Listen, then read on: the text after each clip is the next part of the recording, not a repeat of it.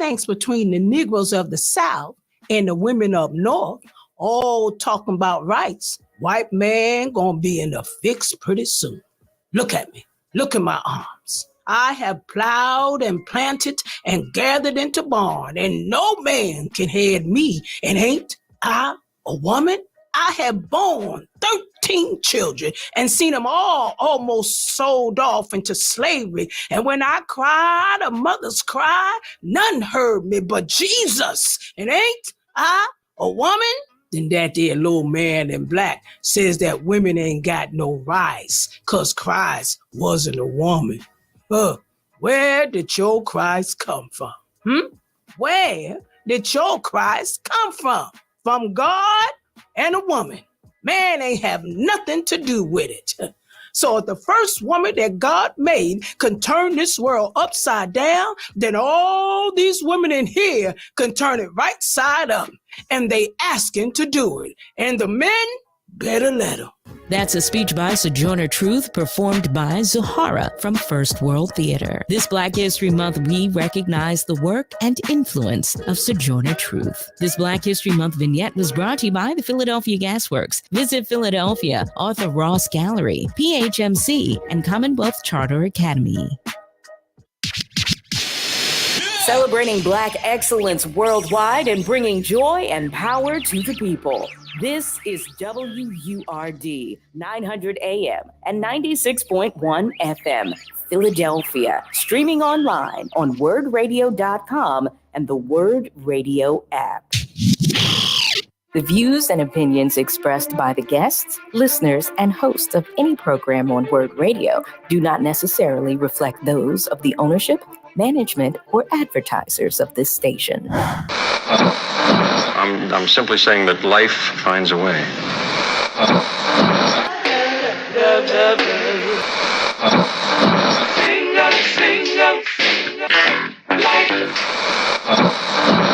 All right, people, write something on the board. Let's spell it.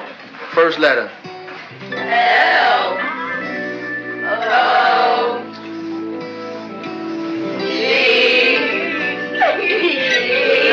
What's that? What? It's time. It's time to have real, honest, open, difficult, and inspiring conversations. It's time for Love and Life on WURD, Progressive Black Talk Media.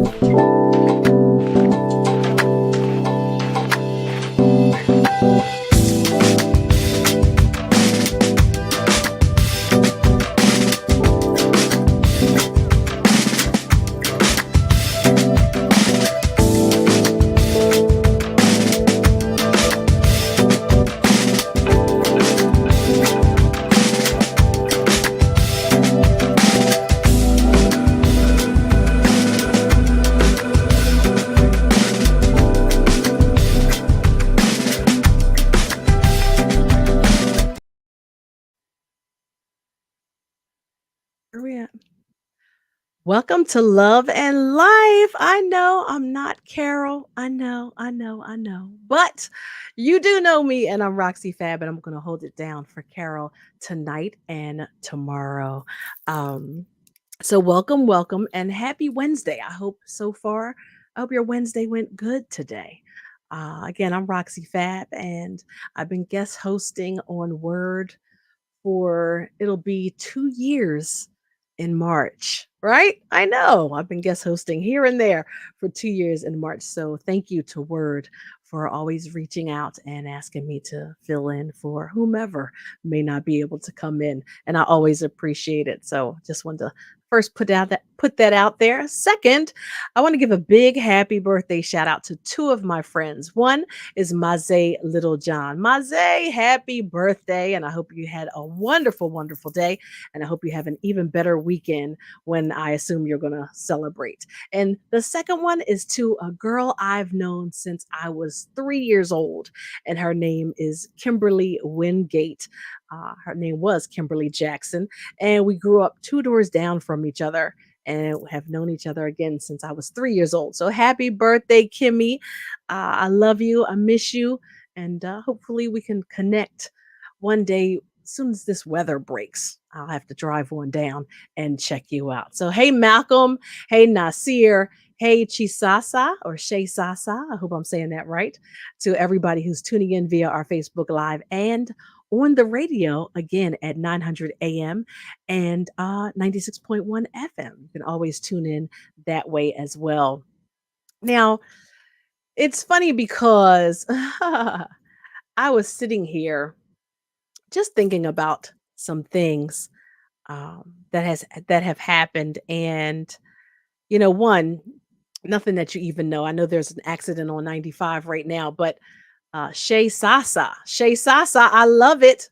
Hi, Shay Sasa. I apologize and thank you for correcting me. Um, so I was coming home from Newark, Delaware today, helping my cousin Sherry out. Shout out to Sherry. Hey, girl. And the traffic was horrendous.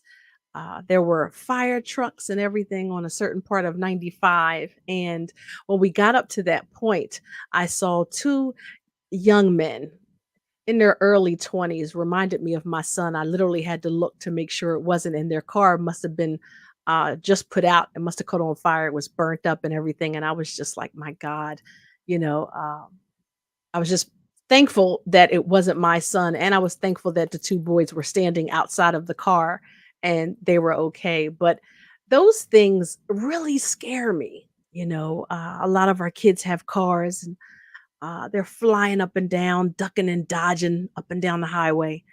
And it just makes me so nervous whenever I see an accident. It just, so I'm praying for those two kids. I'm always call them kids. I'm praying for those two kids who I did see um, on 95 today. And I'm praying that they are okay. Because that was just, again, that was just so scary today. I just don't like seeing that. And I hope again your week so far was good. We're about to be in March 1st. Can you believe that Friday is March 1st? Friday is March 1st.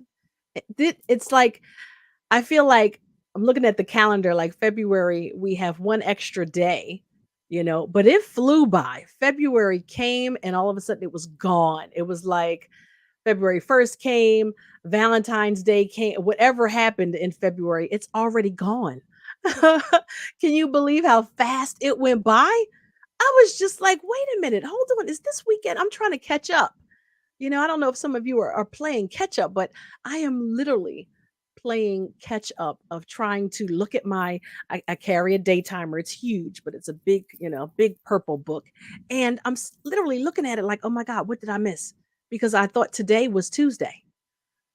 I've been like a day or two behind for the past couple weeks. I don't know what that's about, but uh, it just kind of baffled me that we are in March 1st already.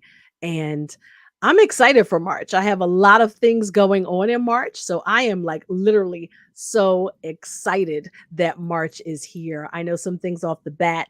I'm trying to get the glare off the glasses for you guys. It just won't go away.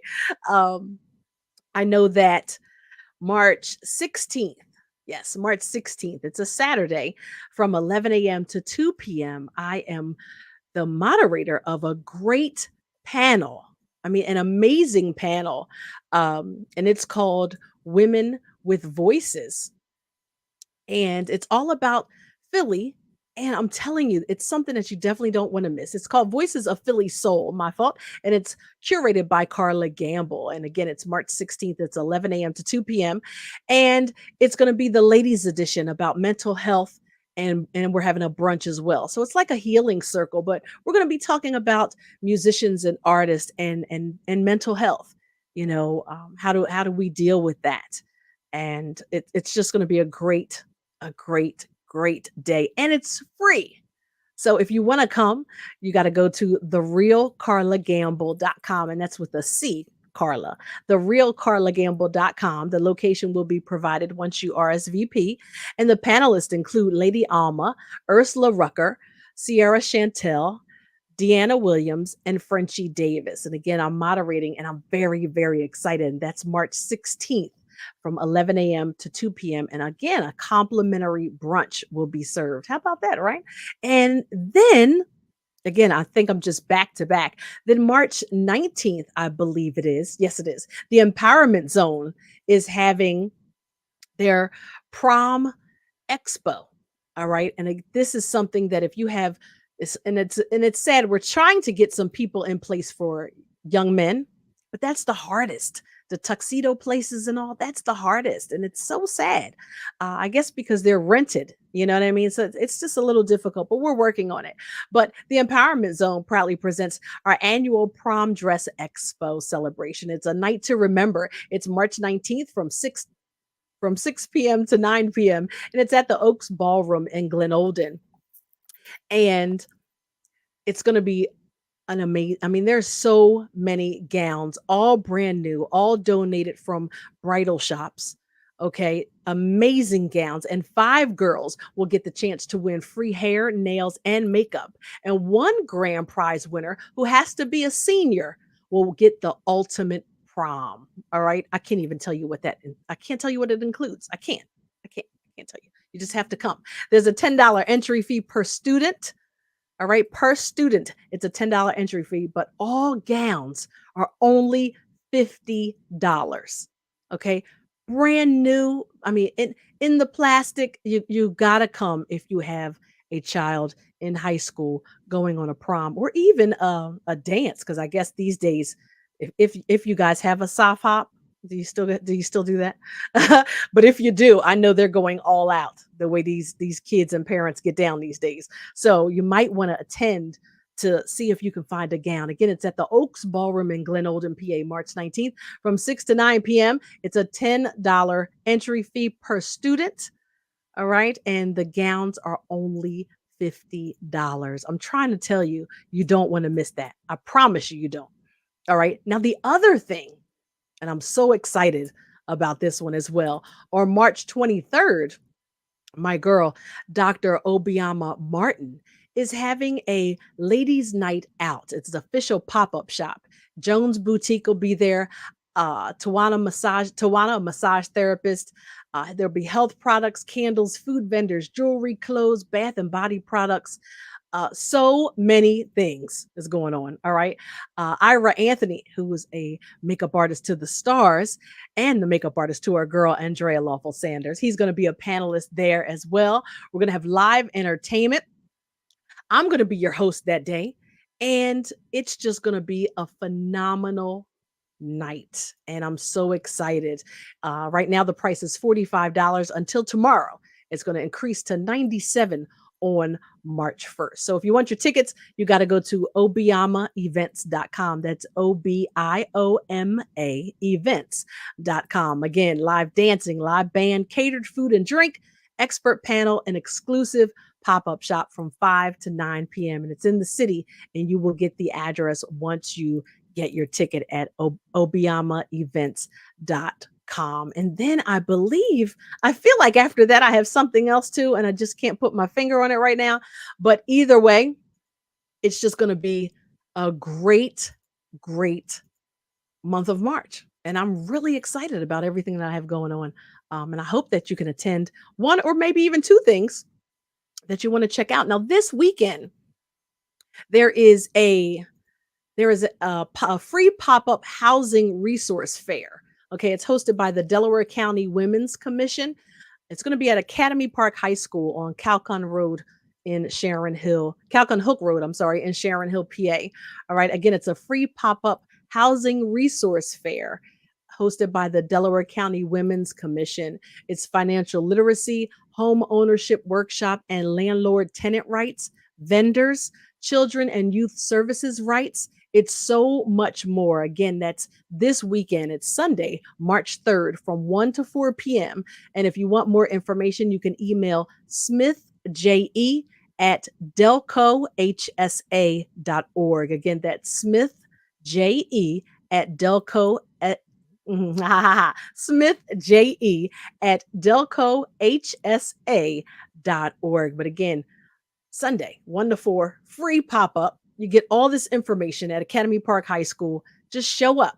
home ownership programs, a workshop rather, landlord tenant rights, a housing resource fair, anything you need to know. CYS is going to be there. It's so much. I promise you, you don't want to miss it. And I will make sure that if you're watching us via our Facebook Live page, that I post that flyer into the comments today. All right. So yeah, so I'm telling you, it's a lot going on. And I'm so excited about all of it. I really am. Now, today, I have a lady, and her name is Donya K. Washington. All right. She's the director of a play, and it's called The Ripple, the Wave That Carried Me Home. It's currently premiering at People's Light Theater in Malvern, PA.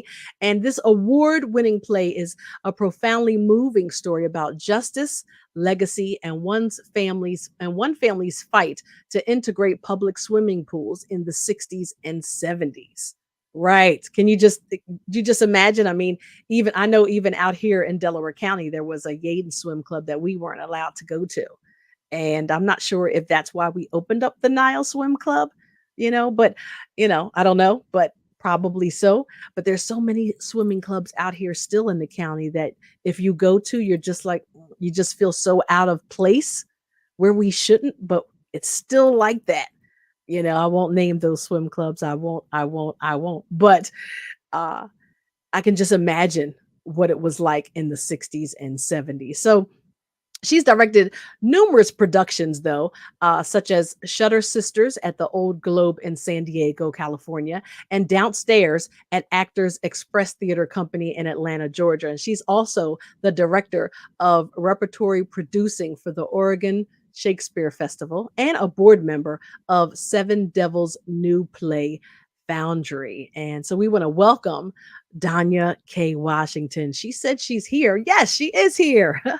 Hi, how are you? I'm good. How are you? I'm good. Let me put my headphones on correctly. Yes. It's chilly out here, so I got my hat on. Yeah, it's actually, it's supposed to be, it was really windy when I came in the house a few minutes ago. And I know my mother said, I left her house and she said, hopefully you're getting home before the storm. I'm like, it's been raining all day. Like, I'm so over it. It's been raining here all day, Yeah. So yeah. So Donya, tell us a little bit about yourself first before I start with my questions. Sure. My name is Donya K. Washington. I'm a director by trade and by training. My day job, as you mentioned, is I'm a producer. I'm in Oregon right now at my day job at the Oregon Shakespeare Festival. But yeah, no, I come from upstate New York. I'm an East Coast kid. I come from upstate New York. And part of the draw to come out to Malvern in that part of the world is I have a lot of family that's not that far away. Mhm. My dad grew up, both of my parents grew up in South Jersey. My mom's in upstate New York. So, doing a show in that neck of the woods, people could come out to support, which is always exciting. Yeah. Yeah, definitely. Definitely. And Malvern's not that far. It's a nice little ride, but it's not that far from where I am as well. So very, very, very familiar with Malvern. I used to work in Exton. So Okay. yeah, back in the day. So I know absolutely where Malvern is. Well, we want to welcome you to Love and Life. The host is Carol Riddick, but Carol is out today and tomorrow. So you got me today.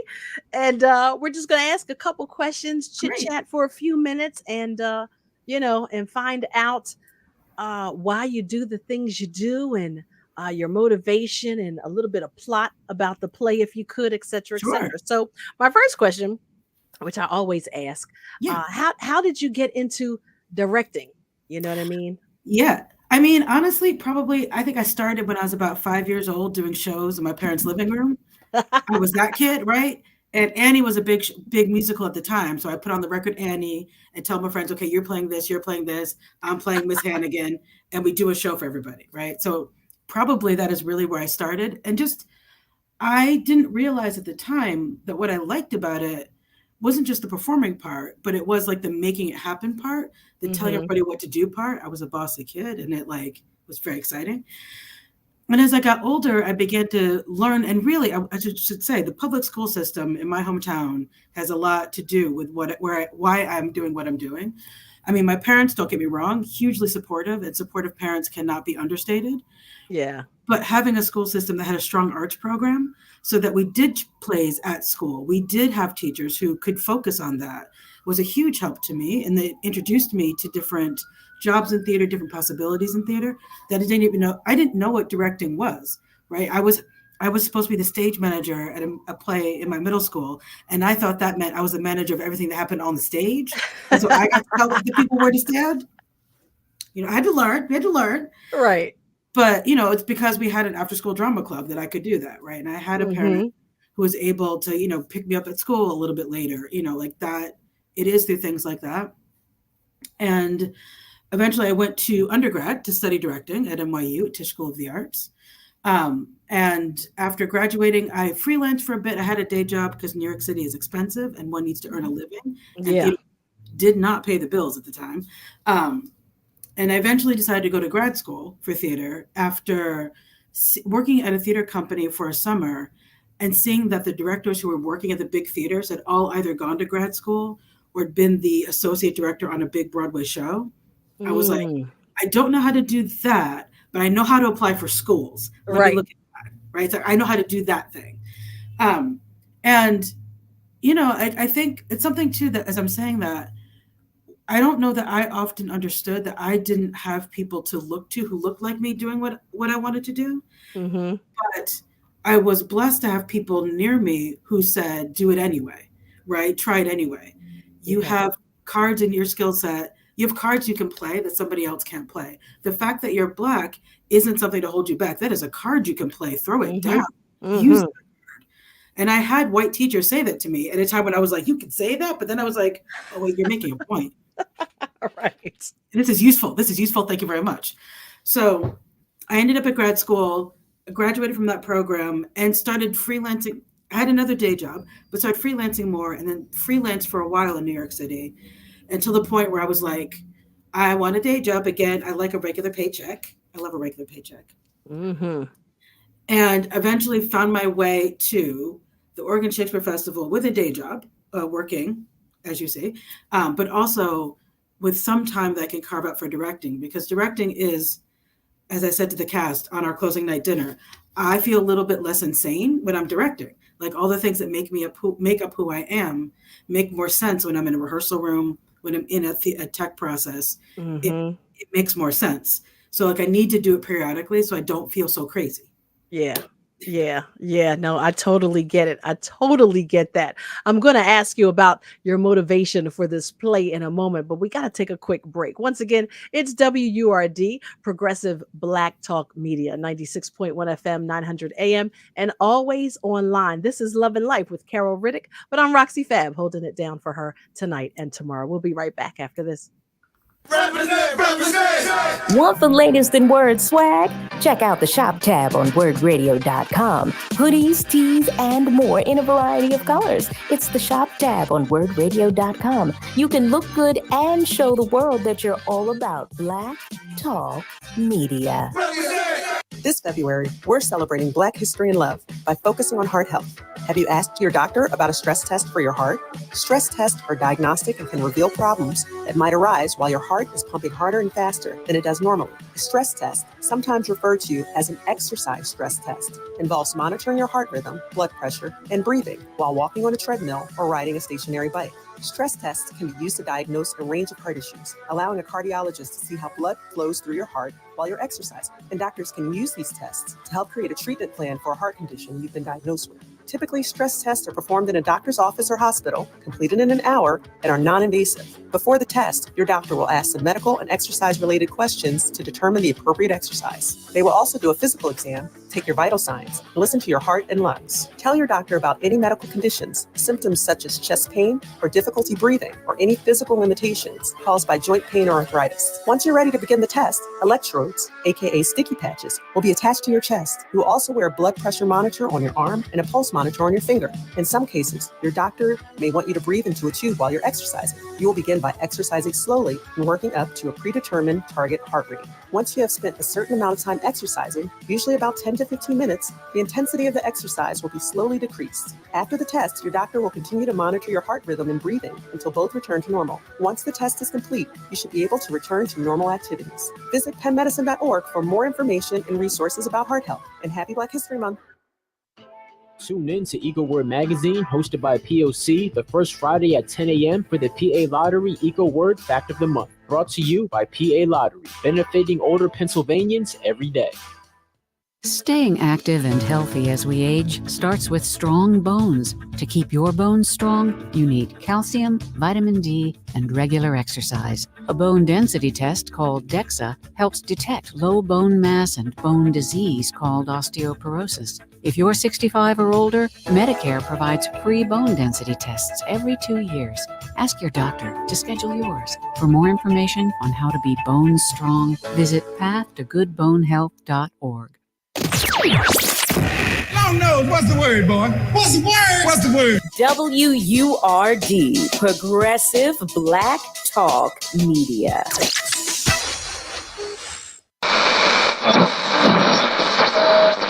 Let me tell you something, and don't you ever forget it. Success is nothing without someone you love to share it with. You're listening to Love and Life with Carol Riddick on WURD, Progressive Black Talk Media.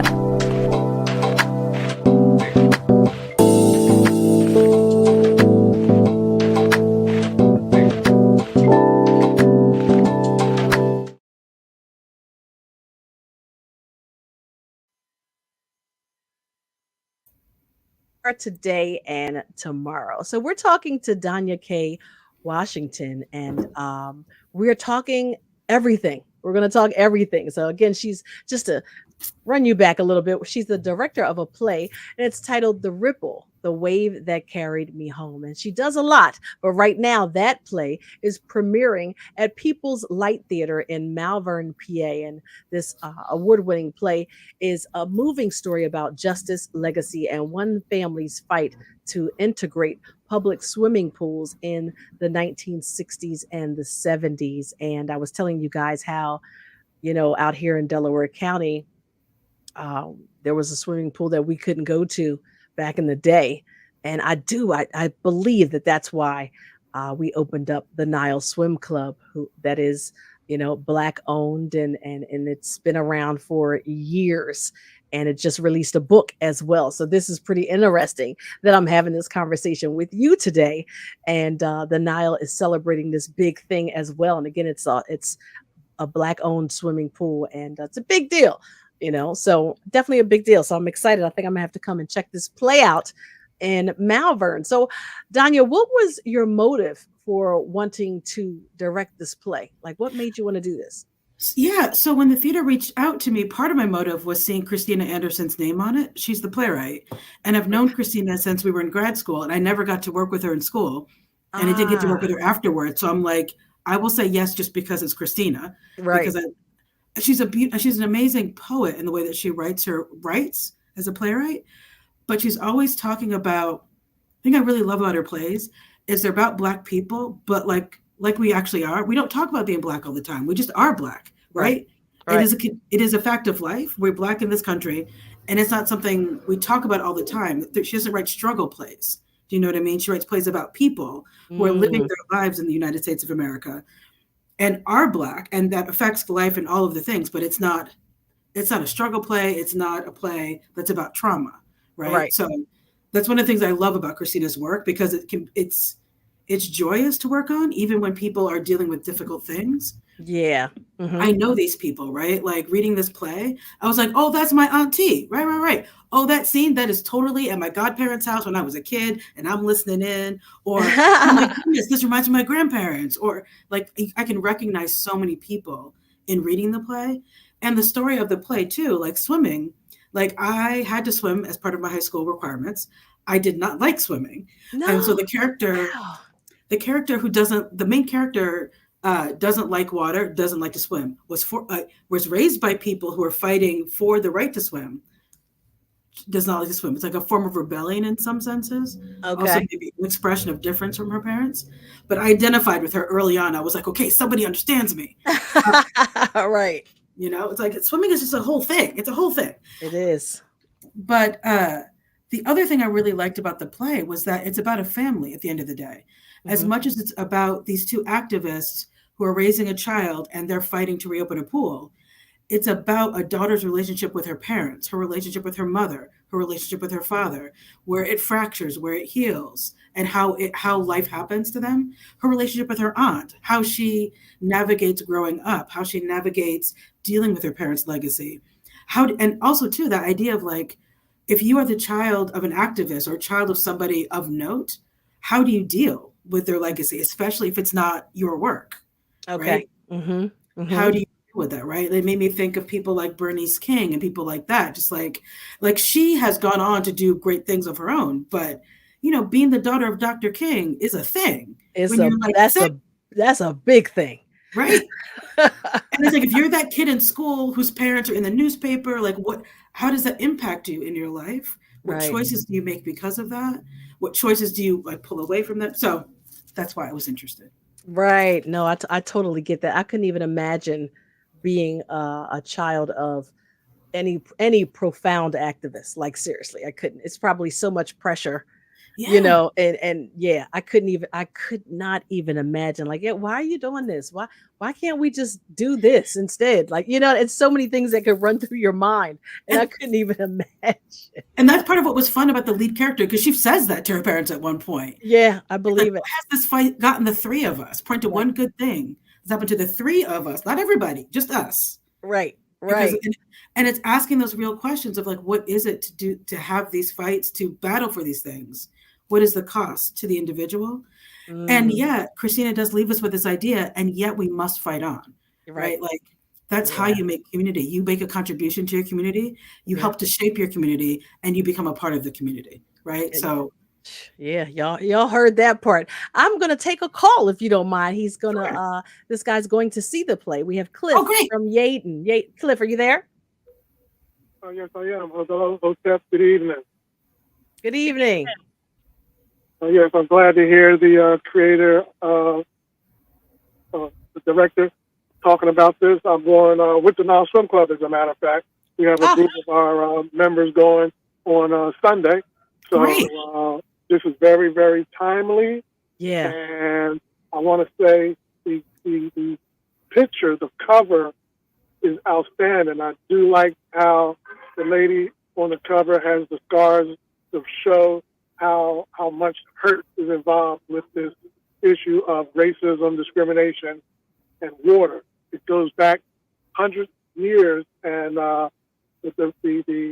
author of the Nile Swim Club book, History of the Nile, he also brought those same feelings in the book that he wrote concerning the Nile and the history of racism here in Yaden back in 60 years ago. 60 years ago, 1958 is when the Nile Swim Club decided to build, and in 1959 they actually opened up the doors.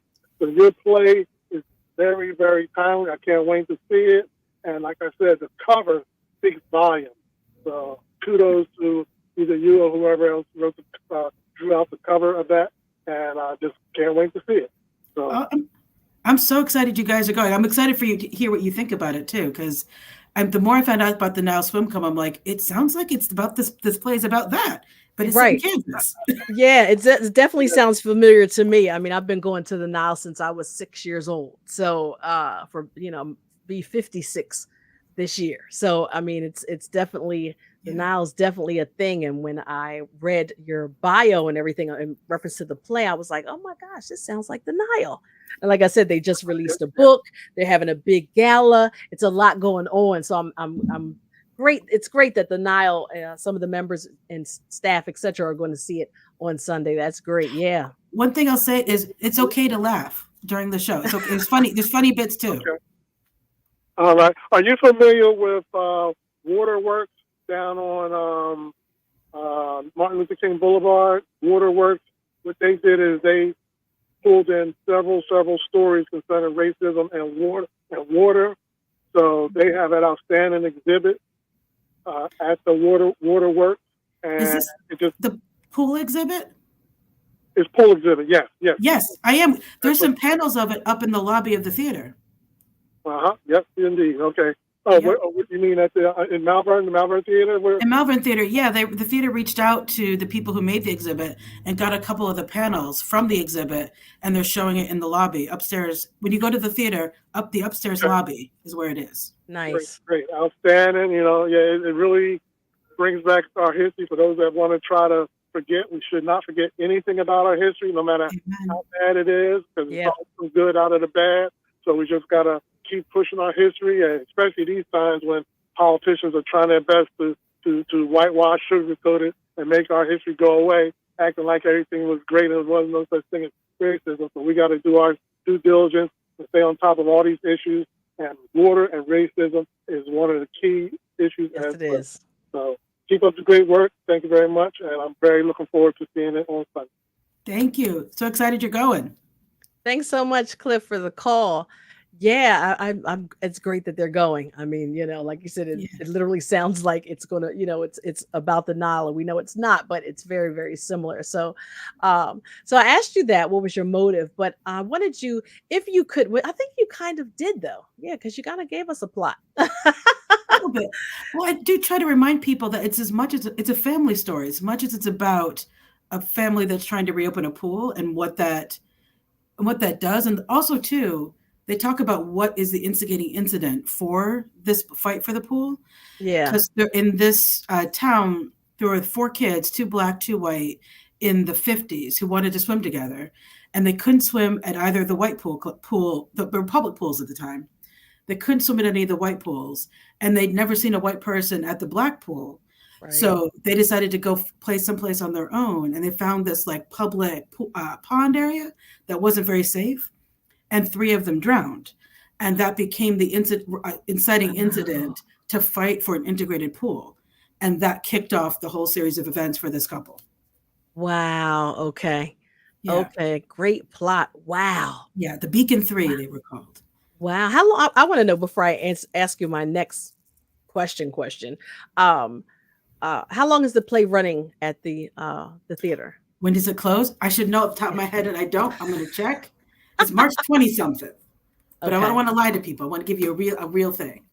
But I'm going to tell you. But ask me the question. I can talk while I find out.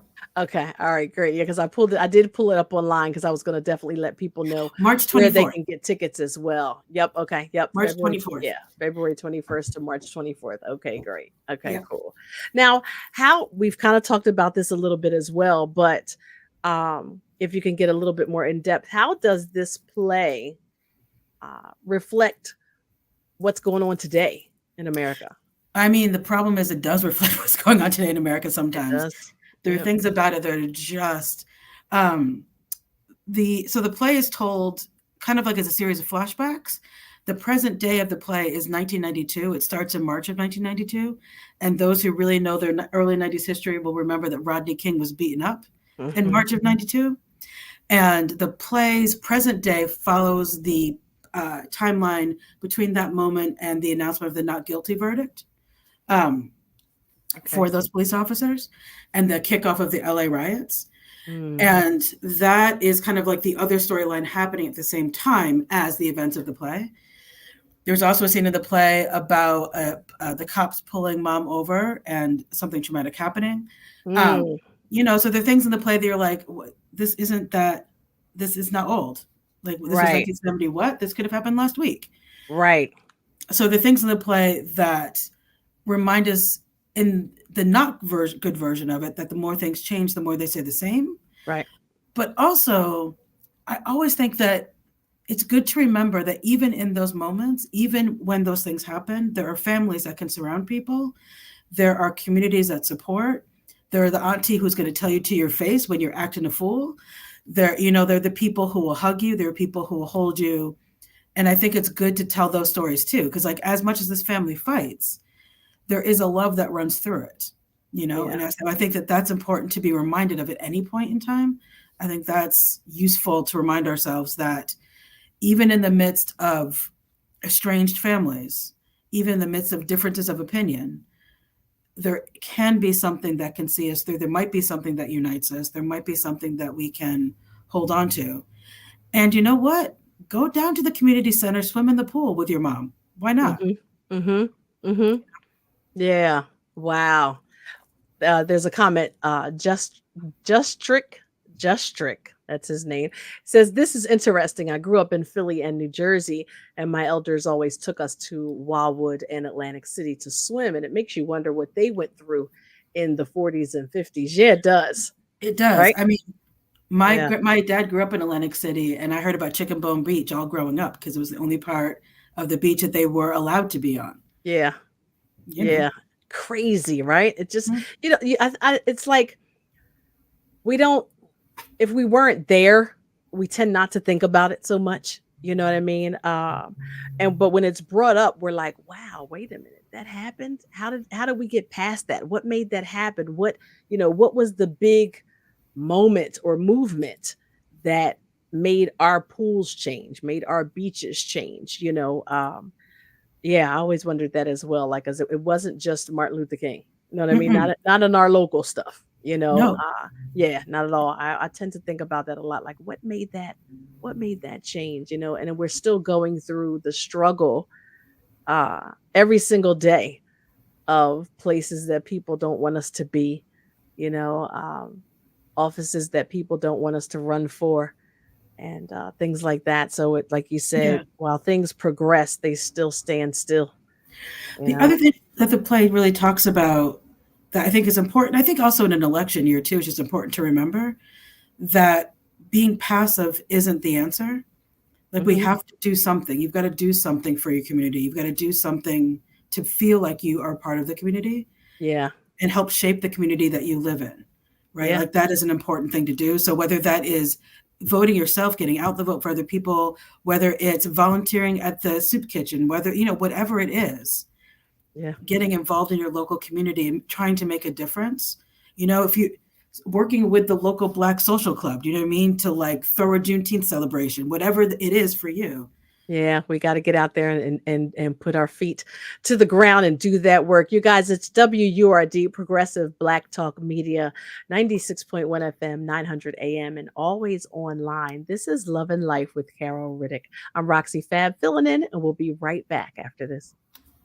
Stand with Word Radio as we continue to provide dynamic, progressive programming to inform and empower our people. We're living in unprecedented times, and we must stand together to protect and preserve Black Talk Media. Become a 4Word member with the annual membership price of just $90 or a digital member starting at just $5 per month. If you're already a 4Word member, sign up, family member, or a friend to help us continue making history. Start or renew your 4Word membership today. Visit wordradio.com/4word or wordradio.com/membership. PHMC is proud to commemorate Black History Month and be a part of Philadelphia's dynamic culture. We celebrate our diverse and innovative workforce every day. PHMC is a nonprofit public health institute and invites you to explore careers in public health and join the efforts to make an impact in the community. Benefits include a pension plan, tuition discounts, and reimbursements, as well as generous paid time off. Learn about Public Health Management Corporation. Log into mypublichealthcareer.org to view all open positions and find your place in public health. Did you know that on average, customers who use natural gas from PGW for heating, cooking, and clothes drying save more money on their energy bills per year than those that don't? And right now, a LIHEAP grant from PGW can help you save even more. Don't miss out on up to $1,000 of free money. It's simple. Just text money to 77037 or visit pgworks.com/LIHEAP. That's MONEY to 77037. PGW, helping ease minds this winter. We're celebrating Black influence and Black excellence worldwide on the home of progressive Black Talk Media, WURD.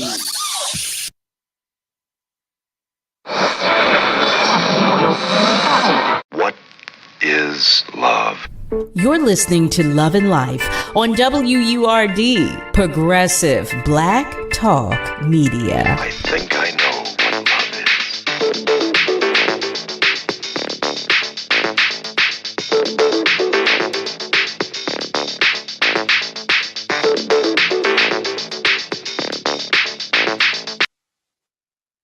Welcome back to Love and Life. Again, it's hosted by Carol Riddick, as you already know, but I'm Roxy Fab holding it down for her today and God willing, tomorrow as well. We're still talking to Donya K. Washington, and we've been talking to her about the play she's directing, The Ripple, The Wave That Carried Me Home. I want to let you know it's at People's Light Theater. All right. And it's running until March 24th. So you can go to peopleslight.org and you will be able to find how you can get your tickets there. All right. Peopleslight.org. And you can click on it, purchase your tickets right there. And you want to make sure, try to get to this play, you guys. They have some 7 p.m.s and 2 p.m.s available. And yeah, it's by Christina Anderson and directed again by Donya K. Washington. So Donya, my other question that I wanted to ask are, what are some of the main things, and we've talked about them here and there as well, but give me some of the main things that you would like people to take away from this play after they see it? Yeah, I mean, some of it is that, like, don't give up. Like, it's hard. It's not always going to be pretty, but don't give up. I think it's part of it. I think that family is important, whether they be chosen or the ones that you're born with. Like, maintaining those family connections is helpful. Calling people on the phone is still a good thing, even though I am one of the people who dislikes calling people on the phone. I still have to call a few people on the phone. But that, like, I'm trying to think how to say this in like succinct words, but something that I find that I rely on when I do shows like this is I pull on my family stories, right? Like, I remember my grandparents and ask my mother questions like, would these chairs fit in grandma's kitchen, right? Like, really get specific about the details sometimes. Yeah. Or think about my godmother who passed away a couple of years ago now, when working on the character of Aunt Gail, thinking about some of my aunties who are very much still with me when working on that. And I think maybe to take away is that I hope it reminds people of somebody they know. Maybe it reminds you of yourself. But I hope it makes you think of somebody that you love. It's really, because that to me will tell me that we've done the thing of trying to reflect us up on stage. Because it's not often that there are plays about Black people made by Black people on stage in the first place that also aren't about, they're just about us. They're just about life. And if it looks familiar, that to me says, okay, we did the thing. We did do the thing. Yeah. So, like, personally, that's what I hope from people. Yeah. No, I totally get that. Because I believe that a lot of us right now are going through that phase that where we get right there, and then we're like, we're tired of the struggle. We're just ready to just let it go and just give it up, and that's very difficult to go through and figure out, why keep pressing, what motivates you to keep going, excuse me again. And I feel like in this play rather, as those activists, to just keep going and keep going and keep going, because our kids are entitled, just like everybody else is entitled, to be able to swim and play together, at this pool, at that playground, at this school, whatever it is, that they're entitled to do that together. And for the parents to, like you said, push this on the kids, and the kids are like, wait a minute, what? Like, why is this hard? Why are we doing this? But it teaches them as well that, if we keep going, this could be the outcome. Yeah. Like a teenage version of the main character at one point says, why should I want this? And at the time, there's not a good answer for her. But as she gets older, the answer does show up. Yeah. And that's the thing. It's like figuring out how to answer for those kids. Why? Yes, it's difficult. Yes, we're asking you to fight. This is why you should want it. Yeah. Right? Here's why at 17, it's worth the fight. It's still hard. It's awkward, uncomfortable. It's not what your friends are doing. But here's why it is worth it for you at 17. Yeah. She doesn't get the answer until she's much older, but. Yeah. Well, it sounds like it's really good. So I'm going to try and squeeze in and figure out when I can make that. If I can make it this weekend, I'm definitely going to try and do that. If you go on a Thursday or Friday, they have a restaurant that's on site that's actually quite good. So it's very convenient. Park one time, food and theater. Okay. I like that answer too, right there. Especially if I could get a 7 o'clock one. It's like, I like that answer. Right. We always need that food right there. We're busy people. We are busy people. Yeah. We make it work. Yes, definitely. So is there anything else you got coming up that we need to look out for, or a website that we need to follow, etc.? I mean, I have my website, which is donyakwashington.com. If anybody is interested in coming to the West Coast, the Oregon Shakespeare Festival is starting our season very soon. I could give a little pitch from my day job, which we've got. It's a full season of shows, very exciting. More information to be found at osfashland.org. But I would check out what People's Light is up to. Like, that theater company punches way above its weight. Yeah. The work that they do, the people there. I mean, we had a full acting company of color. Everybody on that stage is Black. The design team were all people of color, predominantly Black. We felt so supported while we were there. We felt very welcomed while we were there. So it is a place to support. It's a place to really keep an eye on what they're doing, because they really do seem to be in it to win it. They're in it for the right thing. And there's a lot of great people who are working there. And the fact that they introduced me to the Now Club, right? Like, not personally, but the idea of the Now Club, and told me about what was happening in the area, that they reached out to the pool exhibition to get some panels without me pushing it. They did that, right? Like, the ways in which they led in some of those community engagements is amazing. So, shout out to Andrew, who's doing a lot of that work, and to Molly, one of our producers, that really are doing great work over there. Wow. Yeah. No, it seemed, like I said, it seems like we need to get to this play. It seems like this is definitely something that we all should check out. You guys, don't forget, it's at People's Light Theater in Malvern, PA.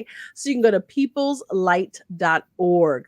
All right, peopleslight.org, and you'll see the website, and there should be something on there that says what's on. But soon as it pops up on the soon as the website opens, the first thing that pops up is a picture of a woman, and it says the ripple, the wave that carried me home. And you can hit discover more and keep going, and then you can purchase your tickets there. Again, it's peopleslight.org, and that's the theater in Malvern, PA. Donya, thank you so much for being able to stop by tonight. I truly, truly appreciate it.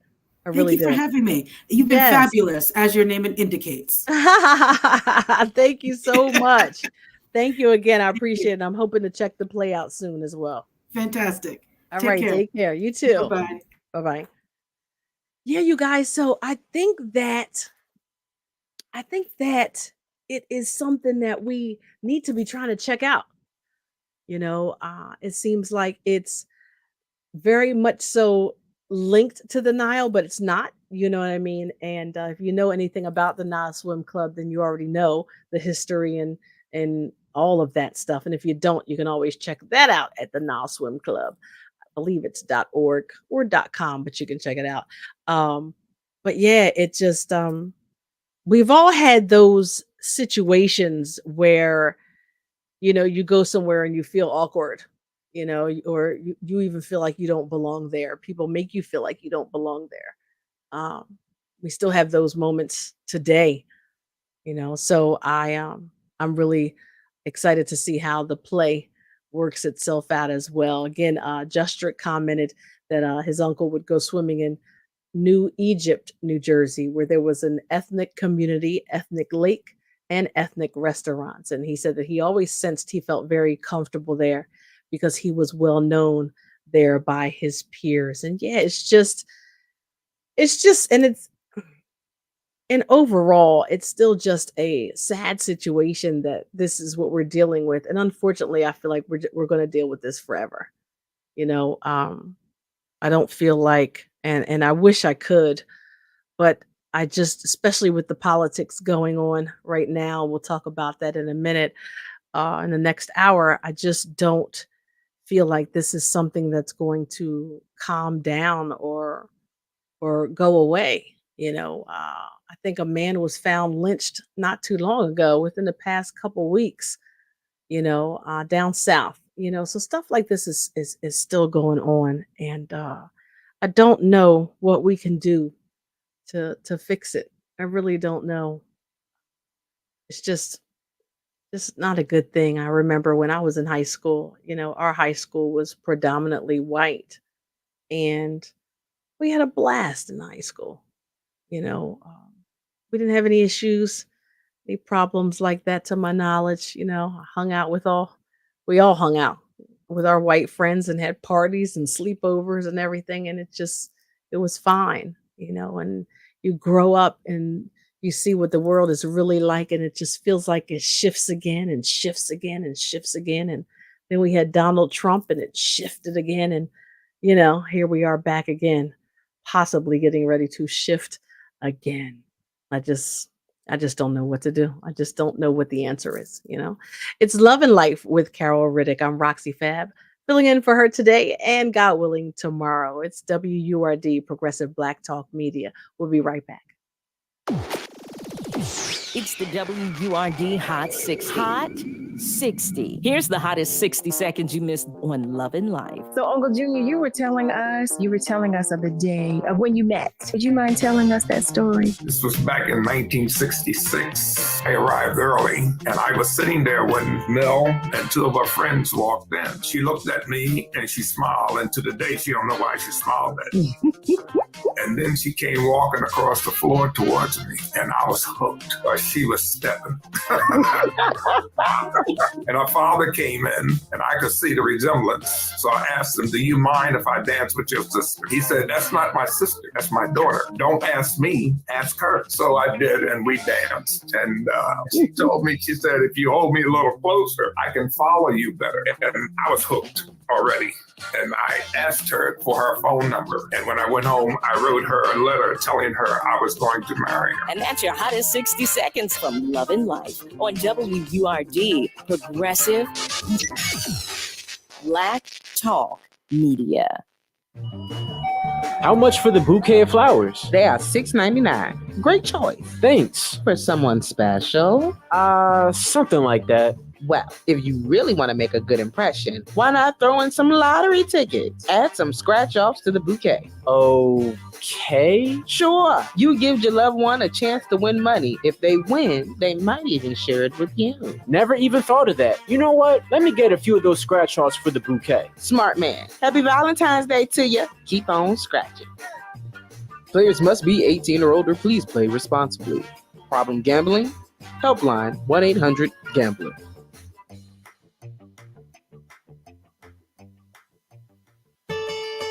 I need a tax preparer.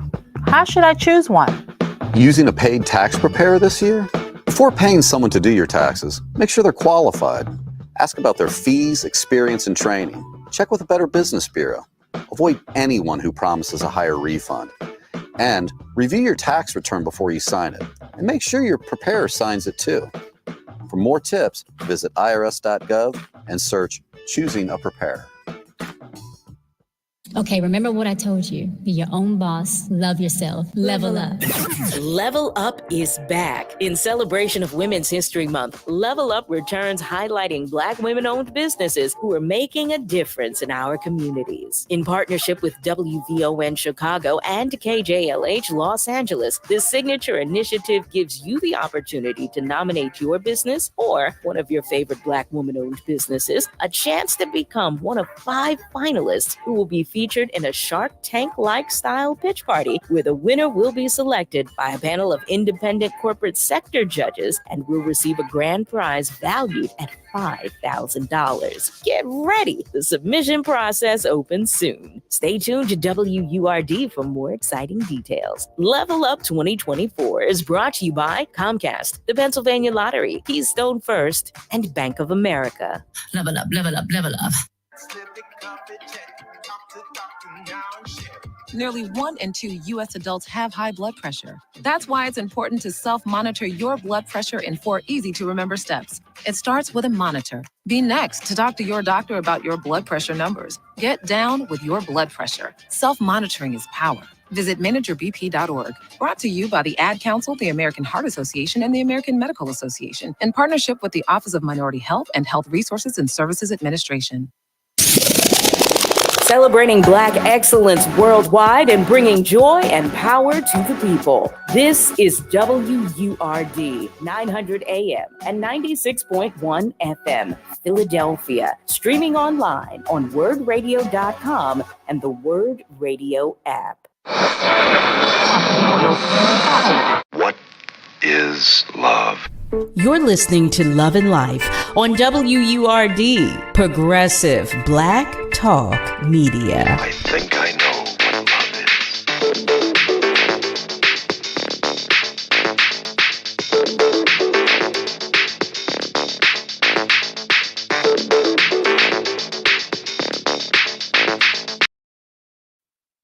Welcome back. Welcome back. Again, it's Love and Life with Carol Riddick, and I'm Roxy Fab, hosting for her this evening right here on WURD. So again, make sure you check out that play. Go to peopleslight.org. Again, as soon as you go to the website, you'll see it. You can click and click and click and get your tickets right then and there. So I want to get into this news really quickly, though, because this woman is a friend of mine, and I love her dearly, and just very excited that she's finally done this. She's been wanting to do it for so long now, and it's just great that she finally is able to do it. So from NBC News, the story is that she finally opened up again a resource center to provide those battling. I'm trying to open it up, and it's really starting to annoy me with all the videos that pop up when you're opening something up. It works my spirit that happens. All right, but a Kensington woman, Rosalind Pichardo, is brightening up one of the darkest spots in her neighborhood. She's opening up the Sunshine House, which will offer toiletries, clothes, and a pathway to reconnect those battling addiction with loved ones. The new space on Kensington Avenue is named after the people battling addiction that she helps or has reversed from overdoses. The center will continue her mission by also offering Narcan kits and resources for those battling addiction. Again, this woman, I wish that I could tell you what she does. I mean, she's just amazing. Just amazing. And I'm gonna slide by there because I'm so excited that she's been wanting this building for such a long time. She says our key thing is really connecting people back home with the messaging center. And many people that are battling addiction don't have a way or means to communicate with their families. And you guys, if you've seen the news, you already see what's going on in Kensington and how it's going on, what it looks like. Um, it's a sad situation that we're dealing with in Kensington. So I'm just so excited. I watched her on Facebook, her painting and doing all the things that she's doing to get that center up and running. And she's reversed so many overdoses with Narcan. It's just crazy again. So check her out. It's Roz Pichardo. She's been passing out Narcan kits on that avenue for years, and also handed out basic necessities from the parking lot. And it's a dream that she's had for a long time coming. So I'm hoping to get her on soon as I can. And she said it's a dream she's been trying to fulfill, just a place for people to heal or worried about if they're going to get put out or if there's a time limit. So it's supposed to open in mid-March.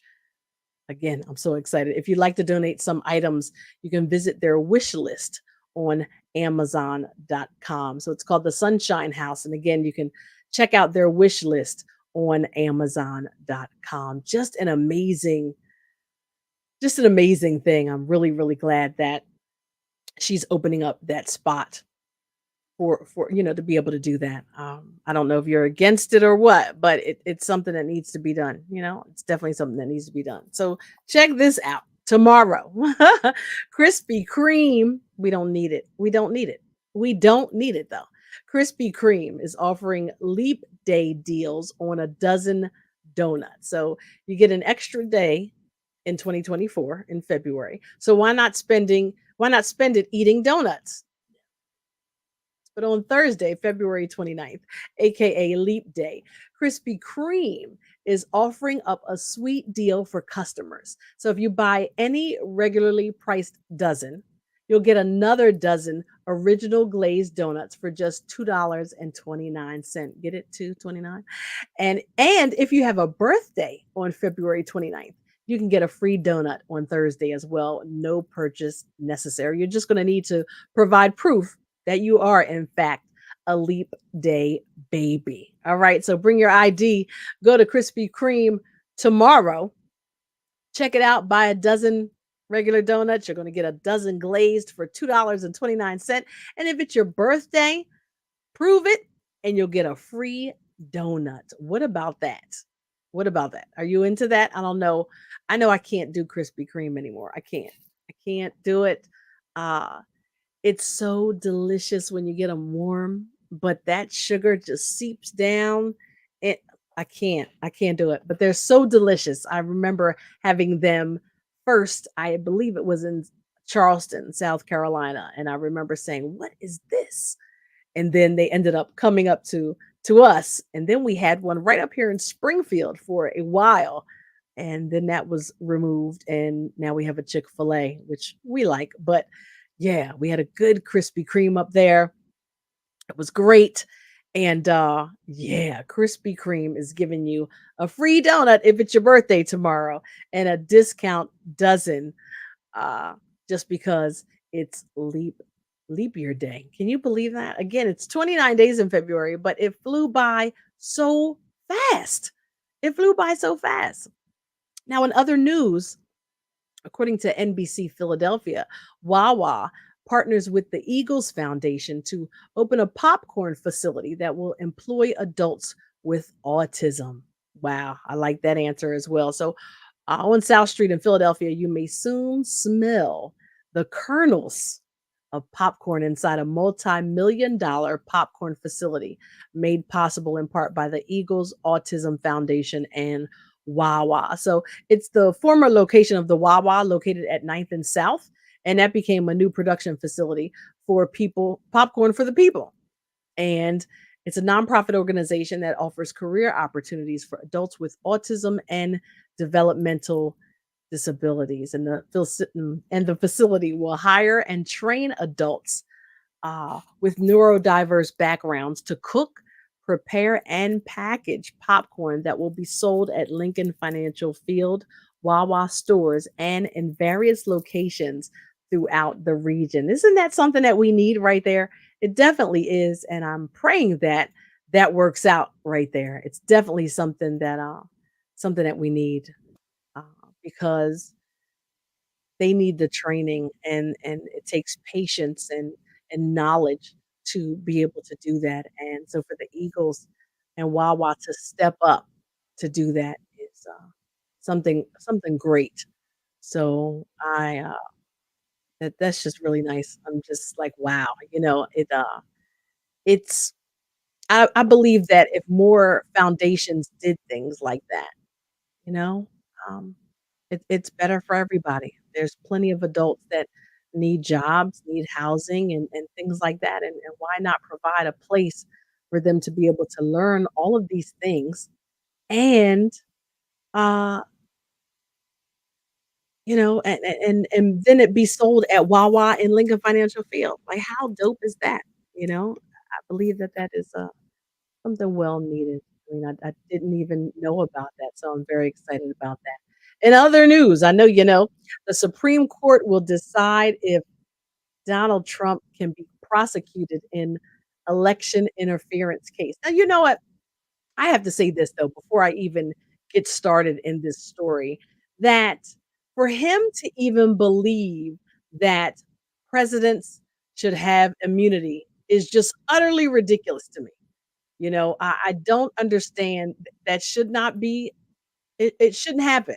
You're human and you committed a crime. That's it. And that's that. Being president doesn't make you immune to that. And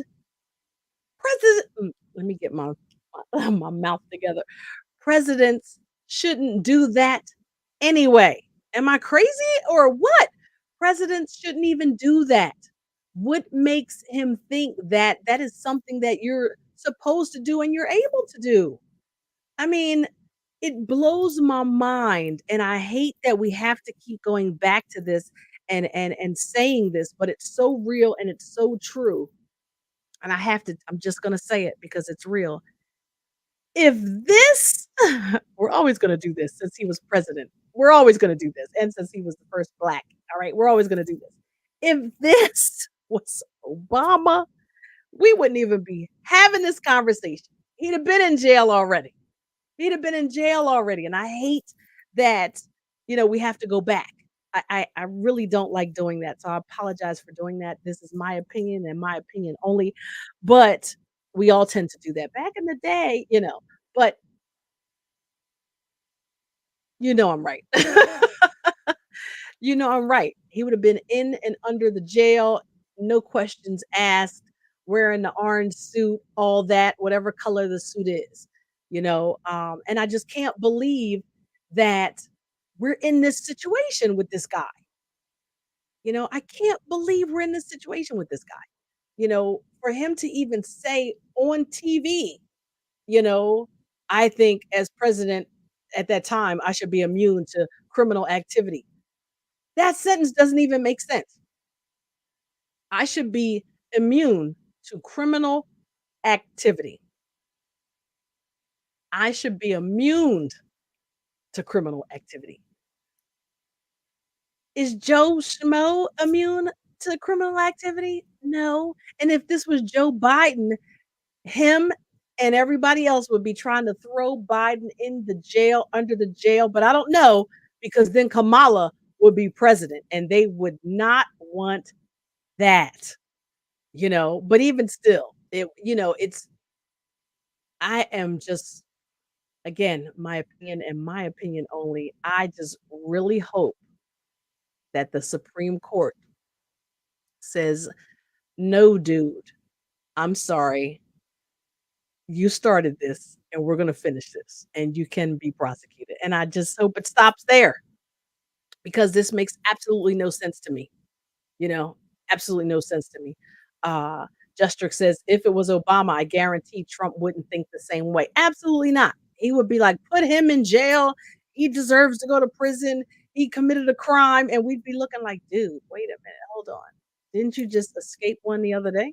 Like seriously. So and to me, if this happens, what makes them think that another crime's not going to be committed? All right, because he's always going to believe that, if he, in this presidential election coming up, if he loses, he's going to believe that it was rigged and it was fixed and it's still going to be drama, and I feel like it's always going to be drama if he's in the running, period. I really do. I think it's always going to be drama, and he's going to try to figure out a way to, again, twist it, call his supporters to do A, B, C, D, and E, and it's just not gonna turn out good. It's not gonna turn out good, and I just can't believe that he stood up there and really said, and people are behind him. That's the other thing, and people are behind him. Like, I should not be prosecuted, or charged with prosecuted for criminal activity because I was the president. The president of the United States does not make you able to just go and commit crimes and rob banks and boy, I just cannot. I cannot. I believe I have Ron on the line. Ron, are you there? Yes, I'm here. And let me say this to you. Hello? Hello, are you there? Hello? Hello, hello, hello? Hello? All right, I don't know if Ron is there or not, but yeah, Julie said that prayers for our nation. Donald Trump, shouldn't be a candidate. He has no remorse for any of his actions, threats, intimidation, and after 187 minutes on the day of insurrection of the Capitol, January 6, 2021, at no time in any statement did he refrain from inciting lies? Yeah, I mean, I just don't see where they will allow this to happen. You know, I really don't. I really don't understand it. It just blows my mind that he's able to do that. And yes, I do believe, like Justrix stated, that he is a narcissist. He is, and it's ridiculous that this is something that we even have to deal with. You know, again, I am just not. It blows my mind when I saw that on the news today. You know, I said, what did this guy say? What does he think? You know, and if we let him slide with this, this is going to be a problem, people. You know, I hope that they're listening. I don't know. I'm not really trusting the Supreme Court these days, you know, but so many people already said no, sorry, you know, we're not letting you slide with that. So I really do hope that these people don't let him slide. Again, I believe I have Ron. Ron, are you back on the line? Yes, I'm here. How you doing, Roxy? Hello? there. Roxy? All right. Yes, I'm Malcolm White here. says we already have a justice on the take. Facts, right? I'm telling you. I mean, he's packed the courts and I'm with you. I just don't have any faith in it, but I am praying. I'm praying so much that that they don't let him slide with this, because again, it's just not going to be a good thing. It's just not. I mean, and they're trying to they're going to push it to get this done as quickly as possible, because obviously Trump's lawyers wanted to put the trial off until after election. No, bro, no, not at all. Why would that happen? First of all, why would that even be allowed? Oh, I'm trying to be love and lifeful. Why would that even happen? Why would they even allow that to happen? No, sorry, we're doing this sooner than later. So they're going to do this again. I believe it's April or something. So we're going to see what pans out and what happens. I just can't believe it. Yeah, the High Court also will hear an appeal in April from one of the more than 1,200 people charged in the Capitol riot. The case could upend a charge prosecutors have brought against more than 300 people, including Trump. So a separate case charging him with illegally hoarding classified records is set for May 20th. But a pivotal hearing on Friday seems likely to result in a delay. Now, no date has been set in a separate state case in Atlanta charging him with scheming. How many charges does this guy have against him again? And he's still able to run for president? Now, again, I know we talked about it. You can run for president in jail.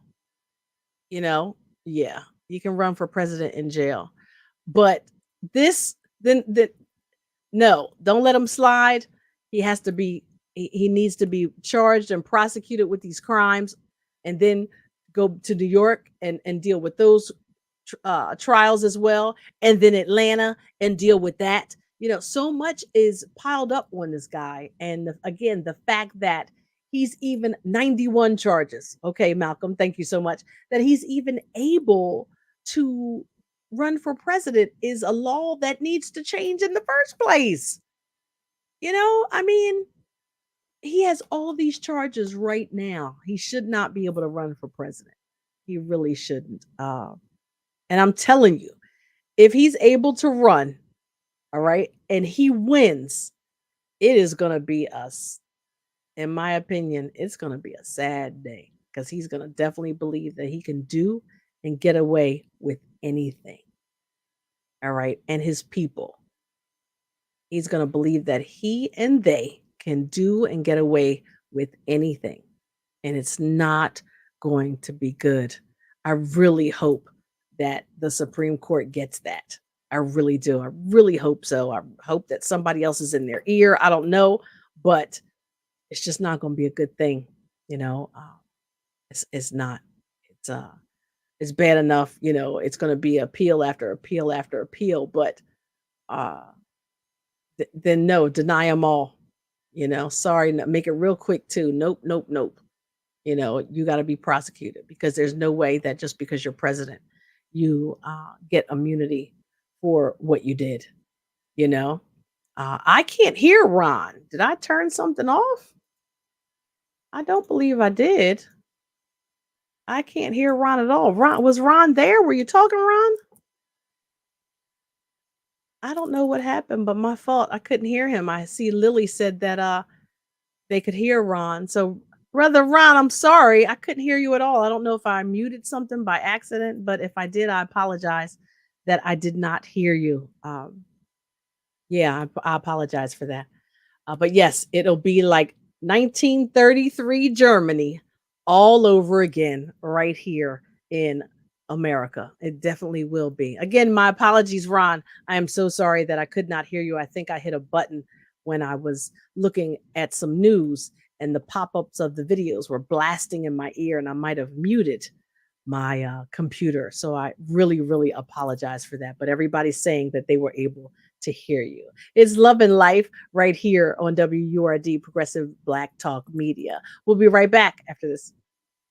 This is Word on Democracy with highlights from our live broadcast from the White House. Right here, right now, with Harry Coker. He is the National Cyber Director. How much of a risk are we as a nation for a cyber security attack? We are at unacceptable risk when it comes to our nation's critical infrastructure. And critical infrastructure is vital to the American way of life. It covers everything from water, energy, transportation, education, healthcare, manufacturing, on and on. I have the privilege now of speaking with Secretary of Transportation, Pete Buttigieg. Our unions in many ways are still somewhat discriminatory, even though they are going to be essential to the election bid. How do we leverage the opportunities that we're talking about to make those players respond to your vision? Yeah, so to be clear, I'm not just talking about moral support. I'm talking about money and I'm talking about policy. On the money side, it's making clear that there are funds for these kinds of workforce efforts. On the policy side, we changed the policy to make local hire preferences possible. There's a lot we can do with that funding and that policy that just wasn't possible before President Biden got here. Madam Vice President, it's great to see you. Thank you so much. Good to see you again. What is the administration doing to change outcomes for Black people in the criminal justice system?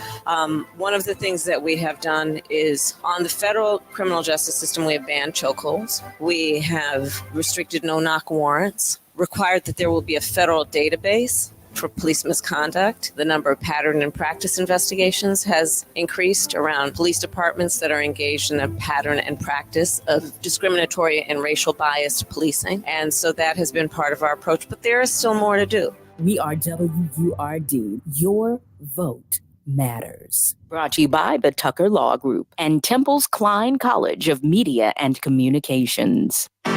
Hi, this is Councilman Curtis Jones Jr. welcoming you to a day of parental empowerment at Parent University 2.0. The first 100 registered adults who stay all day will receive one of the following door prizes: a brand new crap pad, tablet, a gift card, a Ring doorbell. And if you got a small baby, we got some Pampers to give away as well. So join us this Saturday at Parent University at the High School of the Future, 2021 Parkside Avenue, 9 a.m. to 3 p.m. It got really dark in here. I'll see you there.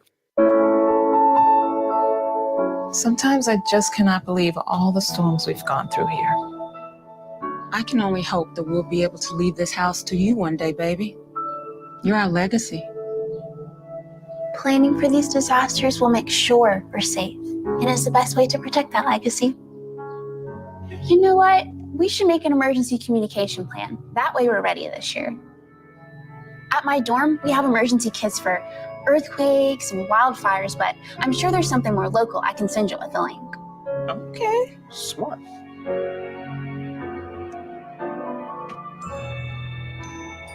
Protect your legacy.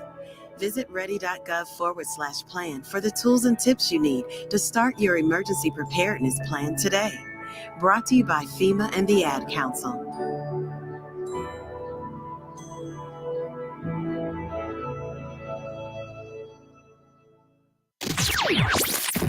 Long nose, what's the word, boy? What's the word? What's the word? WURD, Progressive Black Talk Media.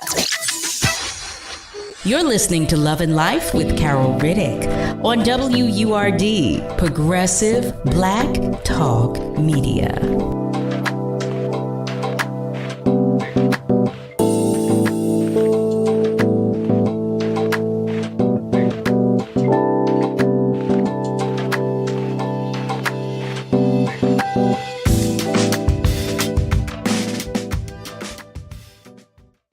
Welcome back to Love and Life. I believe Ron is back on the phone. Ron, are you there? Yes, are you there? Yes, I'm here. I'm so sorry. I believe I muted my computer. Let's get right to it. Let's get sorry. That's fasting. Welcome to Love and Life. Welcome to Love and Life. And I was thinking about your dad the other day, and your mom too, but your dad in particular. See, I'm a very intuitive man. The average woman ain't gonna hang with me too long because I pick up everything, I feel everything. Let me get back to what I'm talking about. It was glad that Cal was able to bring Auntie on and WRD family, Malcolm, and our team was saying thank you for your memories and what you have given for you and your husband in your lives, and for Cal to be able to tell her story. I certainly hope you and Cal can get together, bring your dad on too, something like that while he's still with us. He's a living historian, him and his wife. And you know, Roxy, why are we envious people in this world? And I look at the females in particular, beautiful things, beautiful creations. And when the female come back into order, what do I mean by this? I mean, when she becomes to be humble as she get older. I hear you talk all the time. And I'm glad that you're on Love and Life. And because this portion that you are on, you're in the empowerment zone. And everything that is done for the greater good is going to manifest itself. It will never dwindle into a lady called in one night, and she was going through a metamorphosis, and she called Cal, and she said, pray for me. And the WRD Love and Life family got into the empowerment zone. And I hope that the Malcolm and all the rest of the guys that's a part of our team, people from outside the city of Philadelphia, this is what we have in Love and Life. Vindictiveness, get nothing. But when you care and you do care, and I thank you for looking out like people like me, myself, 80, and all the other people that you do, remember this. What you want to do, it may not be for you to do. There may be something else for you to do. If you look at the scripture, where Paul always wanted to go to Spain, but it wasn't for him to go there. So sometimes the things you want to do, it may not be for you to do, but you always have a home here at Love and Life at this portion. And our family are growing. And what I like about it in the healing process is that people like Malcolm and some of the other names I can't recall right now, and our producer, we have established an empowerment zone. And certainly we hope on this station here that we will continue. You can become a member. You don't have to be the drum major. And I'm not saying that you want to be this, but we welcome you. And I certainly hope I will ask Cal, not telling her to do with the show, but I would suggest to you, ma'am, bring your dad on if you can get him on here. So these people of Philadelphia, some of us are my age and maybe a little younger, to see what he have contributed. And remember, what you're giving to your mom and your dad, taking care of those two lovely individuals that brought you into this world, ma'am, because you're obligated to do that. Continue, because you said it yourself. You remember, I was young, and now I'm old, and I got a chance to speak at the Philadelphia Corporation for the Aging. I never thought I would be one of them today, but I am one, and I'm glad of my Love and Life family. It's just beautiful. My soul glass is somewhat empty. You know, my legs bother me a little bit, but guess what? When I hear Malcolm and him, and they come in and they assist Cal with the caller or whoever the person having the problem. So my cup runneth over. I sing this song to you. Always look on the bright side of life. Look on the bright side of life. And you know, when the soul glass sometime, and I know you have achieved things in your life, but just think where you at, Miss Roxy. You're right back in your community, you know, maybe on a different side in Delaware, right where you started from. Isn't that a wonderful thing that you have with all the education you and Cal and y'all have is giving back to your city? Yes, ma'am. Continue to look on the bright side of life. And thank you for the elders when you speak with them like you do, ma'am. Someone will speak for you too.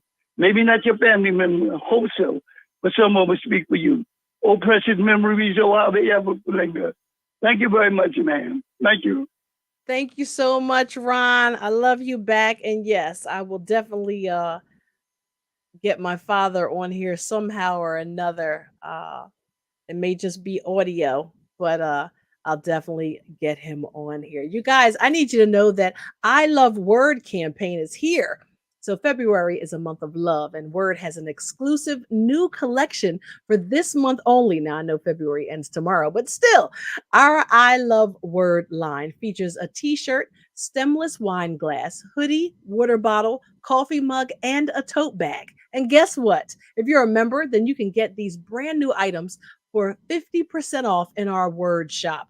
Join or renew now to get the discount code via email. Go to wordradio.com/I-love, and that's LUV Word, to start shopping now and show your love for your favorite radio station.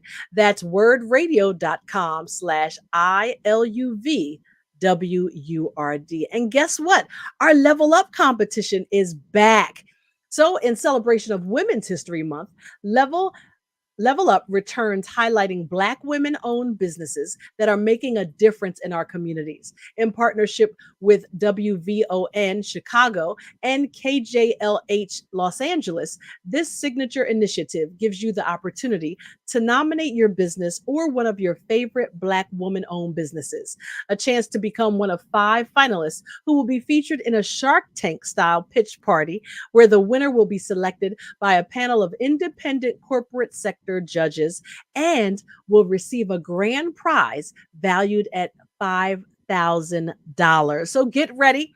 The submission process opens very, very soon. So stay tuned to WURD for more exciting details. Level Up 2024 is sponsored by Comcast, PA Lottery, Keystone First, and Bank of America. So yeah, we got so much going on that you need to get involved in. So make sure you're a Word member. All right, go to wordradio.com like right now and get into all these things that we are doing. All right, for you. You know, we're doing these things for you. So definitely get involved. But yeah, I will. I have to talk to my dad. I mean, I know he won't mind doing it, but I will check that out and see what he says. Like, again, I know he won't mind doing it. Now, an armed teen, you know, I just opened fires outside a Delaware school after basketball game. All right. Yeah, Delaware State Police arrested a teenager following a shooting after a high school basketball game last night, and troopers already assigned to the basketball game at Sussex Central High School at Patriots Way in Georgetown around 8:55 p.m.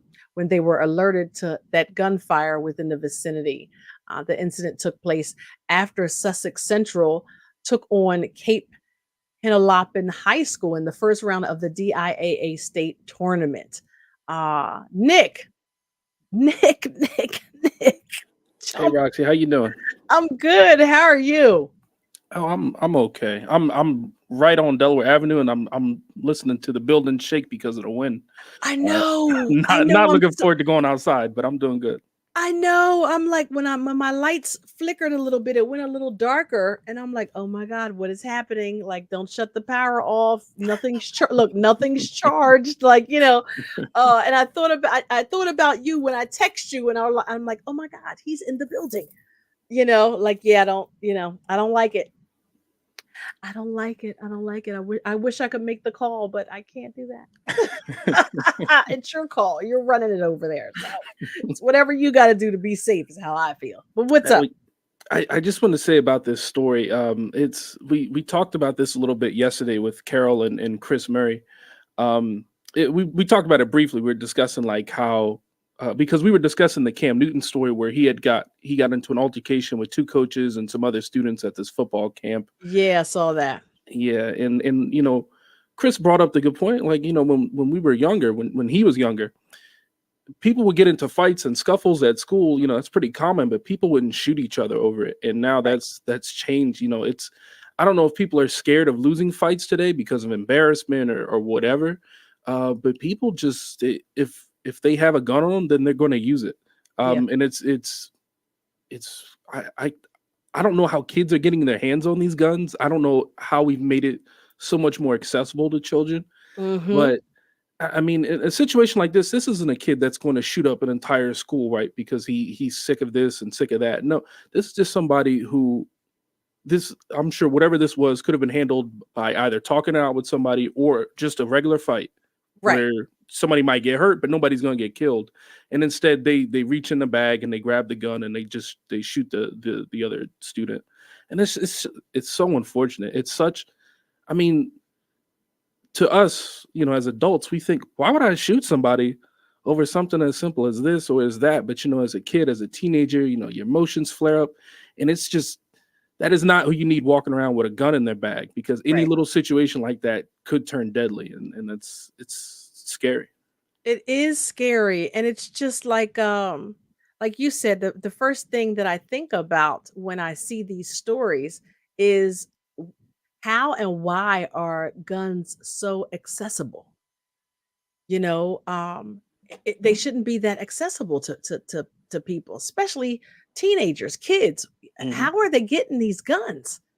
You know, and the other question is, how are you getting this gun and you're able to keep it without your parents going through all your stuff and finding it? Because parents aren't doing that these days. A lot of them aren't doing it. Yeah. I don't get it. Yeah, I mean, I don't got kids of my own, but trust me, I don't get it. I just thought it's a, you know, parents are allowed to do that. Those are the rules, you know. I can't believe that it's not happening much, because think about how many guns could be found if the parents go, wait a minute. Exactly. You know, what you got this for? Yep. Exactly. I mean, my son will be 22 the end of March, and you know, when he's at work, I open up drawers. I look through things. I'm looking. I open up the closet. I mean, you know, I look under the bed, like, you know, I mean, he's not that kind of kid, but still, you know, I mean, you just have to look. And I've always done that. When he was at school, I would just look, you know. And when I did that, when he was in the junior high school, I think it was junior high school, I found a receipt from a Peter Pan bus that him and his friend, I think he was like 14 at the time, him and his friend caught the Peter Pan bus and went to Queens to meet a girl that they met on Instagram. Right. And the receipt I found from the Peter Pan, and then I found like shopping receipts, because he came home with sneaks and things like that. That told me that they went to New York to go shopping. And then all of a sudden I had to press, you know, because at first he told me his friend's sister was driving them. And I kept asking. And I'm telling you, when I found, I mean, I was livid, because at that age, you don't even have ID. Only ID you have is your school ID. And at that time, I don't recall, but I don't think his school ID had his picture on it at the time. So, you know, I was just like, what are you doing? You can't just go and do these things. I would have let you go. You know, I would have had to trust you. I would have let you go, but you got to talk to me. So, you know, I mean, kids are just, you know, you got to search your kid's stuff, people. Like you said, you got to search your kid's stuff. Why would this kid even have it? How did this kid even get a gun? I mean, and like you said, this is something that could have been talked out, you know, and now he's arrested. You know, he's arrested. They done found multiple shell casings. You know, thankfully no injuries were reported, but still he shot off a couple and now he's going to jail. Like, it's just, And now the parents are going to be mad. Maybe they don't even have the money. Like it's a trickle down effect, and they don't even think about it. They said that the child was jailed in a juvenile detention facility on a $82,000 secured bond. Seriously? So his parents said they're supposed to mortgage their house because you felt like doing it. Like it's just really sad. It's a sad situation.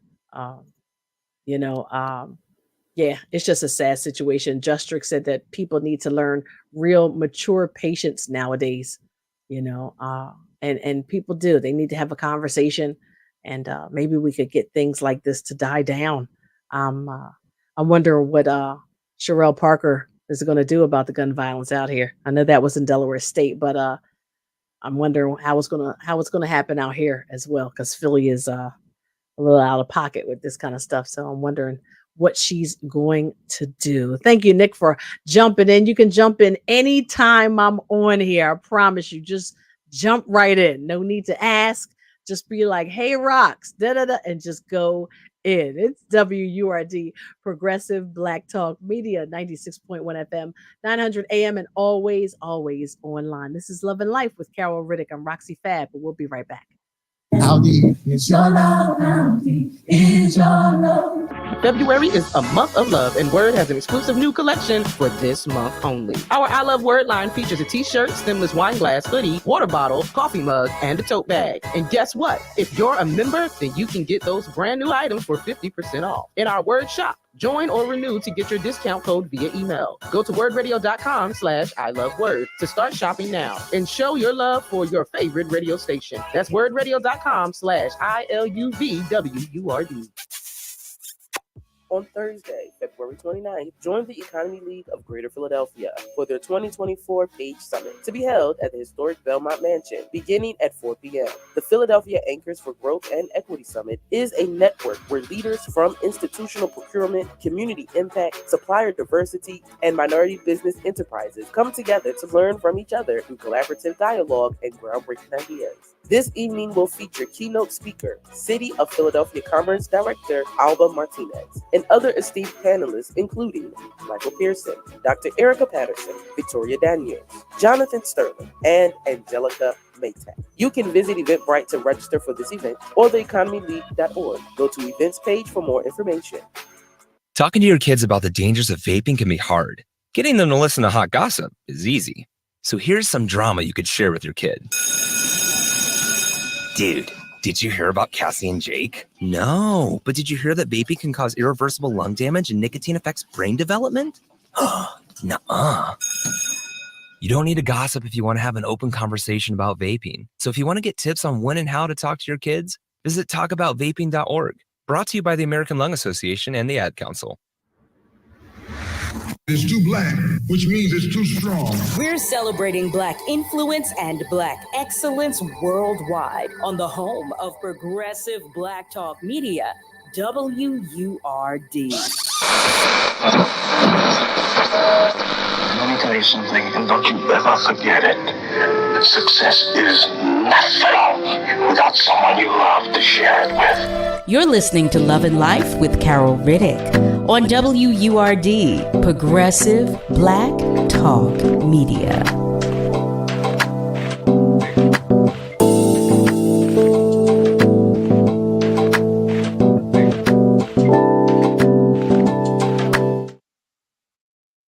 Welcome back to Love and Life with Carol Riddick. I'm Roxy Fab, and I'm filling in for her today. And again, God willing, tomorrow. So, breaking news, and I believe that someone shared it on our Facebook Live page, but Trump has been disqualified from the Illinois ballot. So, this happened about an hour ago. He's been blocked from the Illinois ballot. So, the trickle down effect, is happening from state to state. So we're going to see what happens. And it would be crazy if a whole lot of states would do that. Wouldn't that be crazy?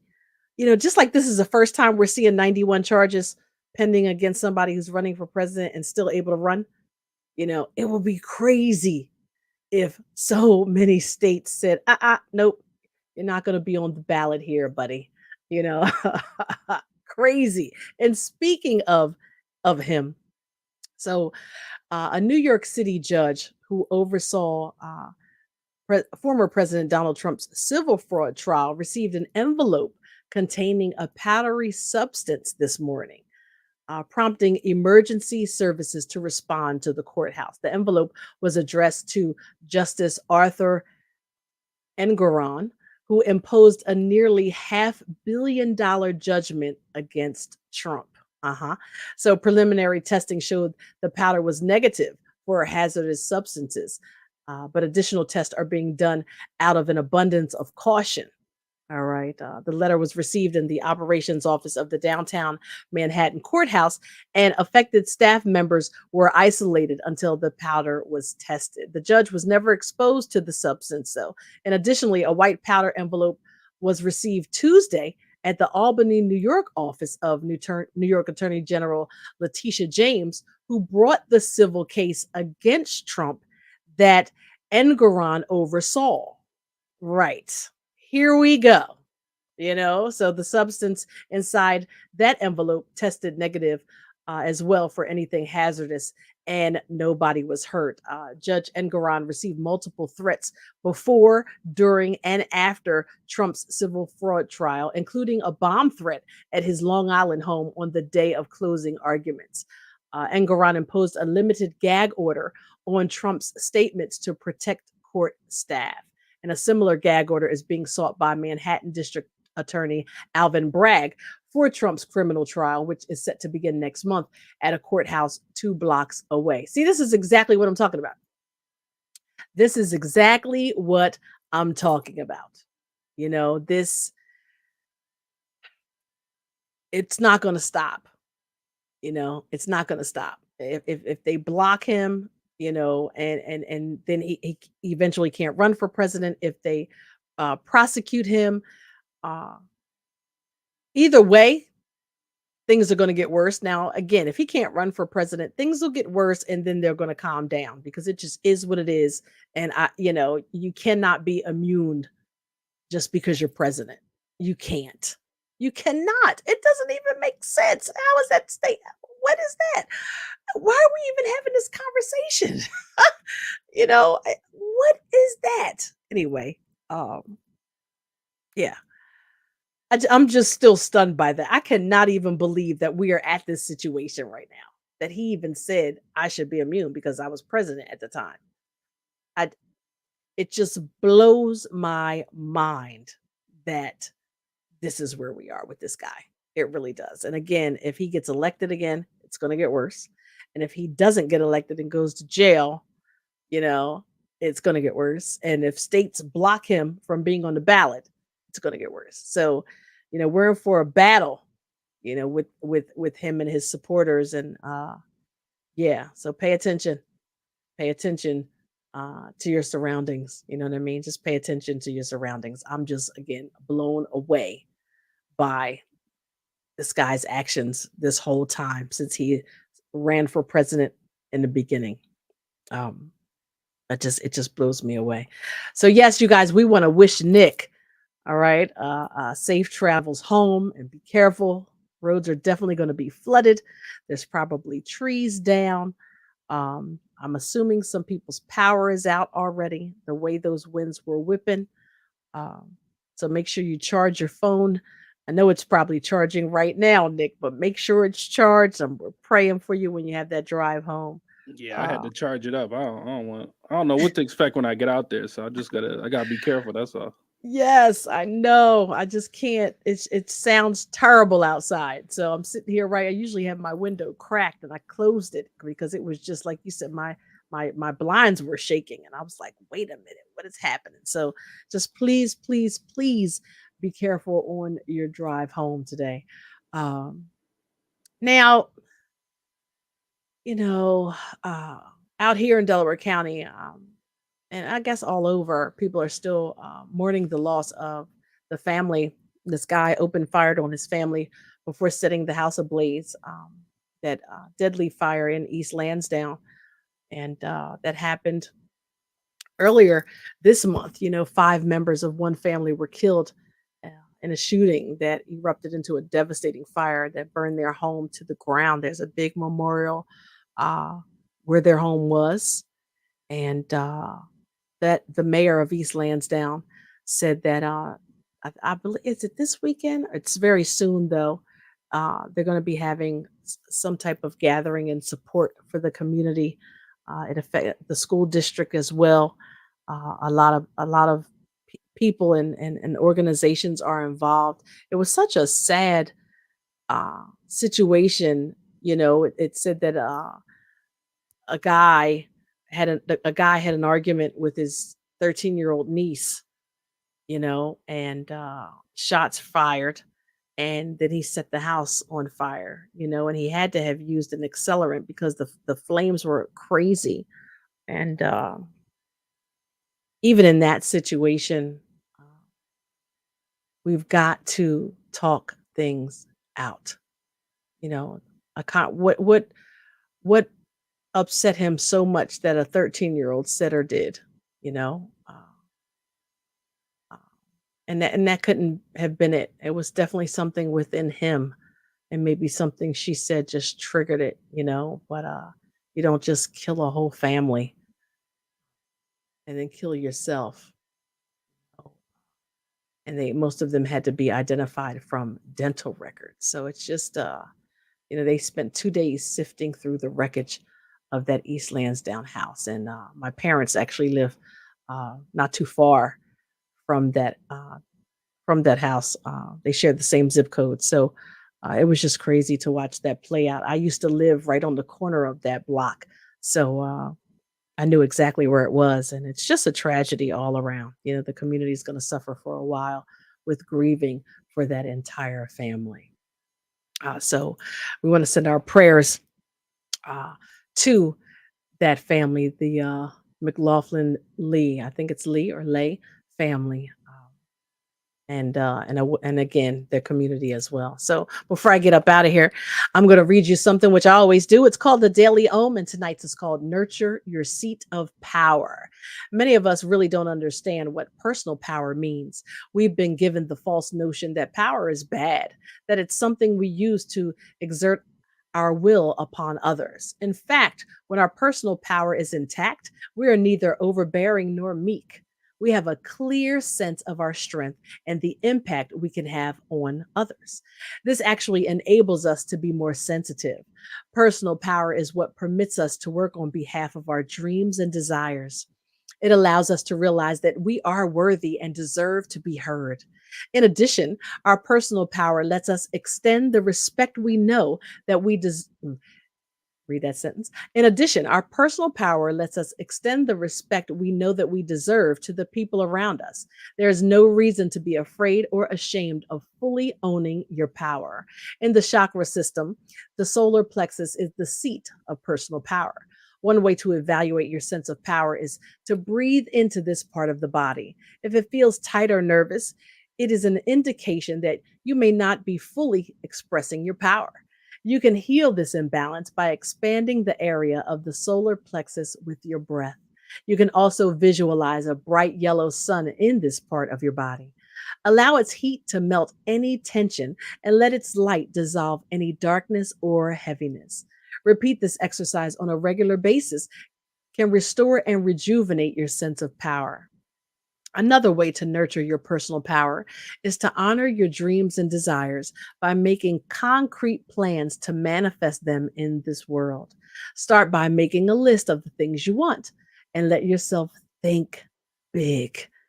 Choose one goal from the list and commit to bringing it to fruition. In addition, break the goal into tasks that you can work on each and every day. Know that you deserve to have your dreams come true, people, and that you have the power to bring them into being. You are the only one that can make your dreams come true, and you are the only one that has that power to bring them into being. You can do it. It is not the easiest thing to do, but if you truly believe in your heart of all hearts and in your gut that this is and it can be, and there's no doubt, not even a small doubt, no doubt in your mind, it will happen. So I'm just encouraging you to write it down, get it done bit by bit, task by task, and make all of your dreams a reality. So nurture your seat of power, everybody. This was Love and Life with Carol Riddick. I'm Roxy Fab, again, filling in for her tonight, and God willing, tomorrow. It's WURD, Progressive Black Talk Media, 96.1 FM, 900 AM, and always online. You guys, if you're out and about or you're at work, please be careful driving home. Be safe. Know that I love you and I appreciate you. I'm Roxy Fab, and have a good rest of your night. Be safe.